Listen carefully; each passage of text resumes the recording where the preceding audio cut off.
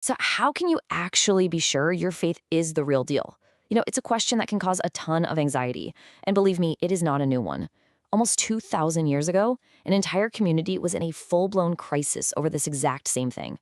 In this explainer, we're going to unpack an ancient letter from the Apostle John, a guy who was an actual eyewitness to Jesus, who gave them 3 super practical tests to find real, lasting confidence. All right, so here's our game plan. First, we're going to look at the crisis that was threatening to just tear this community apart. Then, we'll get into John's ultimate goal, which, spoiler, wasn't just to win an argument, but to restore true fellowship. From there, we'll dive right into his 3 famous tests. They cover our morals, our relationships, and what we believe. And finally, we'll see how all of this leads not to more anxiety, but to a powerful, overcoming kind of confidence.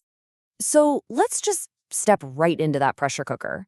I mean, to really get this letter, you have to understand the crisis that sparked it in the first place.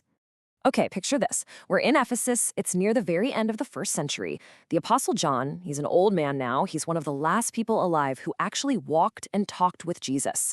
And he's writing to this whole network of small house churches that he deeply loves, but he knows they are in some serious, serious trouble. So what was the problem? Well, the core of the crisis was an attack from the inside. False teachers had kind of slipped into the community, and they were pushing these ideas that were influenced by early Gnosticism. Basically, they taught that the physical world was evil, which meant, in their minds, that Jesus couldn't have had a real physical human body. He only seemed to be human. They sold this as some kind of secret higher knowledge, and it just created absolute chaos. People were confused, some were even leaving the faith, and the ones who stayed, their confidence was just completely shot. So how does John respond to all this mess? Well, not with just a bunch of anger, but with a really clear goal.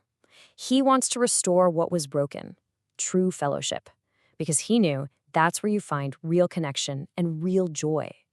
And he says it right at the beginning. We announce to you too, so that you may have fellowship with us, so that our joy may be complete.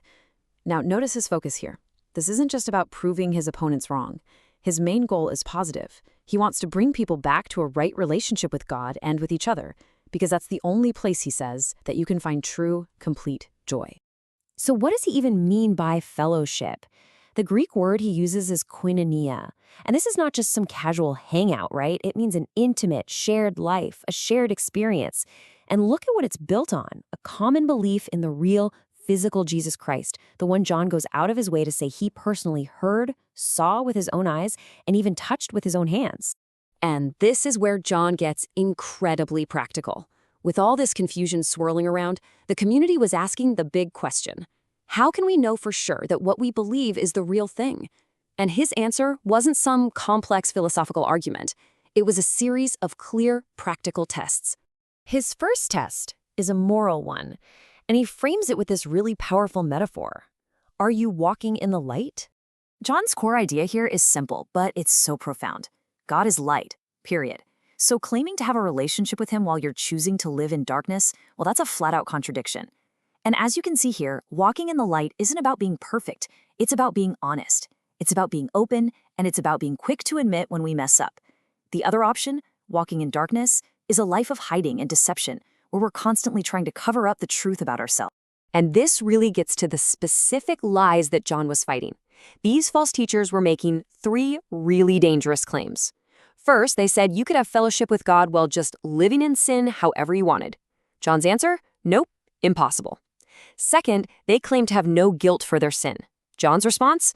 No. Confession is the very thing that restores your fellowship. And finally, the most arrogant claim of all, they said they hadn't sinned at all. And John basically says, well, that's just calling God a liar.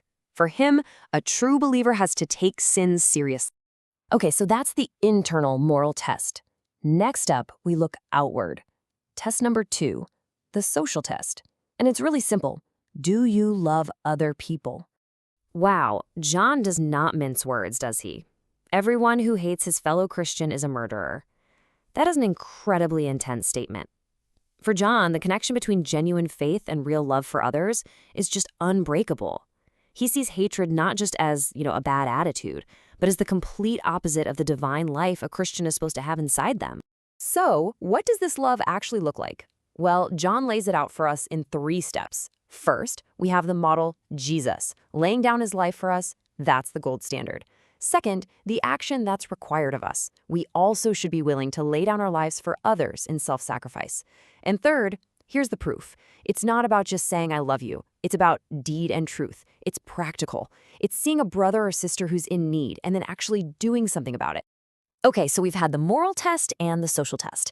And that brings us to the final one, which goes right back to the heart of the original problem. Test number 3, the doctrinal test. What do you actually believe about Jesus? And to tackle this, John uses a very famous, and let's be honest, often misunderstood term. He forces his readers to face the question, who is the Antichrist? Now, when we hear that word, we probably think of some single evil villain in the future, right? But that's not really how John is using the term here. For him, the Antichrist is a spirit of opposition to Christ, and it's found in anyone who denies the core truth about Jesus. Specifically, anyone who denies that Jesus is the Christ, or who denies the Father and the Son. It's really all about false teaching. So what were these specific false teachings he was up against? Well, you had ideas like Gnosticism, which claimed a divine being couldn't possibly have a real body, or Docetism, which taught that Jesus only appeared to be human. There is even one teacher who claimed the Christ spirit just kind of landed on Jesus for a little while and then took off before the cross. And against all of that noise, John's core truth was unwavering. Jesus Christ came in the flesh, fully God and fully man. That was non-negotiable. So a moral test, a social test, and a doctrinal test. What's the point of all this? Well, it's not to create some impossible exam you have to pass. It's all meant to lead to the ultimate payoff, a deep, real, overcoming confidence. So we've seen John's 3 interconnected tests, and they really form a complete picture, don't they? You've got the moral test of obedience, the social test of loving others, and the doctrinal test of believing the right thing about Jesus. For John, you just can't have one without the others. They all work together because right belief always leads to right living and right loving. And this right here is maybe the most important takeaway from this entire letter. These tests aren't designed to make you anxious or fill you with doubt. It is the exact opposite. The goal is assurance.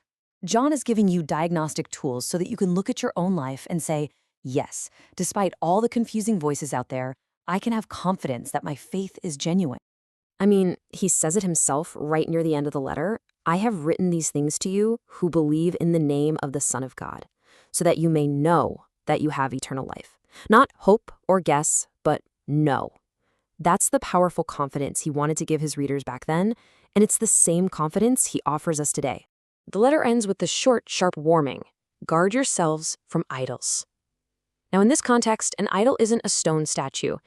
It's any false idea about God, any twisted version of Jesus that we try to substitute for the real thing. And that leads us to a final, pretty challenging question for us. What are the modern idols, those convenient but false ideas about God that John would warn us against today?